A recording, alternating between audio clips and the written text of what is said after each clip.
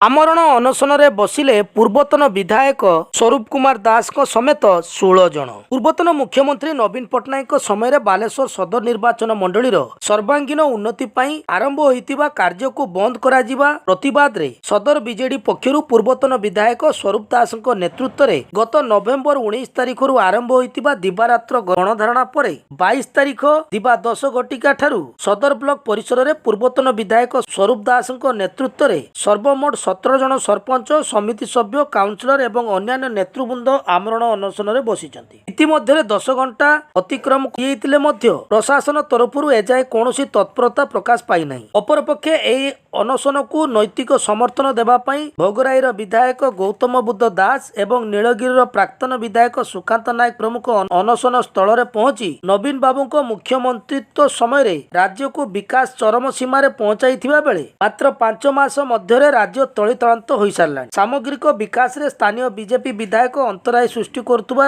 ପ୍ରତିବାଦରେ ସ୍ୱରୂପ ଦାସଙ୍କ ନେତୃତ୍ୱରେ ଯେଉଁ ଆନ୍ଦୋଳନ ଜାରି ରହିଛି ଏହା ଆଗାମୀ ଦିନରେ ସମଗ୍ର ରାଜ୍ୟକୁ ବ୍ୟାପିବ ବୋଲି ଅତିଥି ଭାବରେ ଯୋଗ ଦେଇଥିବା ବିଧାୟକ ଶ୍ରୀ ଦାସ ଏବଂ ପ୍ରାକ୍ତନ ବିଧାୟକ ଶ୍ରୀ ନାୟକ କହିଥିଲେ। ଏହି କାର୍ଯ୍ୟକ୍ରମକୁ ଅନଶନରେ ବସିଥିବା ବାଲେଶ୍ୱର ପୂର୍ବତନ ବିଧାୟକ ସ୍ୱରୂପ କୁମାର ଦାସ ସଞ୍ଚାଳନ କରିଥିଲେ। ଏହି ଆମରଣ ଅନଶନରେ ଅନ୍ୟମାନଙ୍କ ମଧ୍ୟରେ କାଉନସିଲର ତଥା ଟାଉନ ବିଜେଡି ମହିଳା ସଭାପତି ମୀନା ମହାନ୍ତି, କାଉନସିଲର ମିତା ପଟ୍ଟନାୟକ, କବିତା ମୁର୍ମୁ, ସୁନିଆ ମୁର୍ମୁ, ସରପଞ୍ଚ ଅଜିତ ମହାପାତ୍ର, ବରେନ୍ଦ୍ର ସେଠୀ, ଧନଞ୍ଜୟ ପାତ୍ର, ଲକ୍ଷ୍ମୀକାନ୍ତ ଜେନା, ଅଶୋକ କୁମାର ମହାପାତ୍ର, ଅକୁର ତରେଇ, ଚିତ୍ତରଞ୍ଜନ ଜେନା, शेख राजू, पूर्वतन काउंसिलर साकिर खान, सदर निर्वाचन बीजेडी युव सभापति शेख अंसर, युव नेता दिव्यशक्ति जेना, प्रसन्न जेना प्रमुख बसी रही।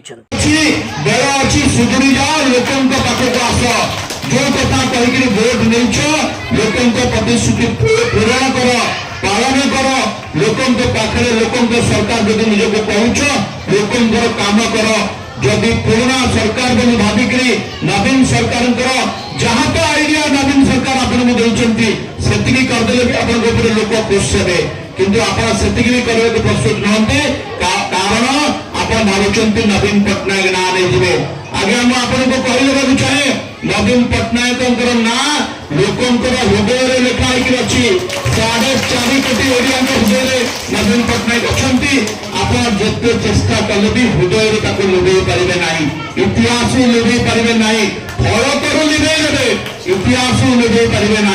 तेणु जिते फलक परिवर्तन करने कथा करतु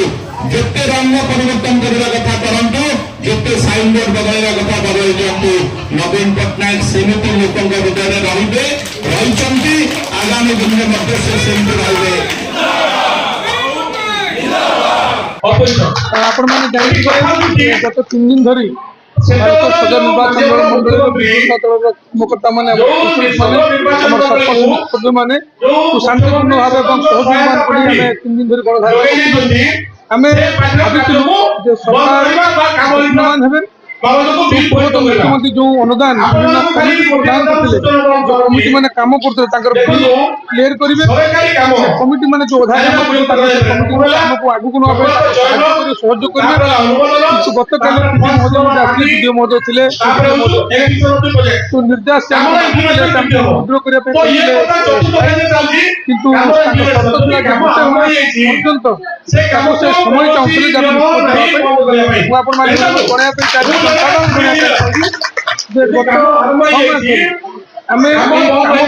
बारंबार ब्लॉक ऑफिस को लिखित बारंबार ब्लॉक ऑफिस को देखा जिला परिषद सदस्य मैंने आज लोक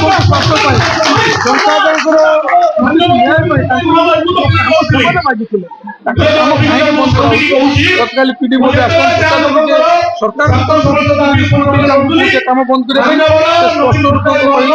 सरकार काम को बंद कर देखु